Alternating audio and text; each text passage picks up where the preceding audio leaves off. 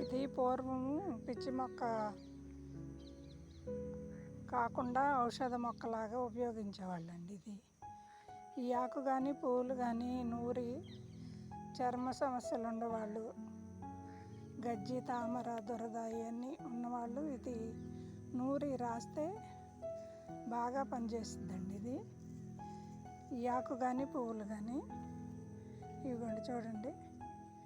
పక్షవాతం వచ్చినా కానీ ఈ ఆకు కానీ పువ్వులు కానీ నూరి ఆ పక్షవాతం ఒక చెయ్యి ఒక కాలు మీదకి వస్తుంది కదండి. ఈ పసరతో బాగా రుద్దితే 4 రోజులకే మీకు తేడా తెలిసిద్దండి. ఇదిగోండి చూడండి, సీతమ్మ వారి తరంబరాల మొక్క. ఇదొక ఔషధ మొక్క అండి. చూడండి,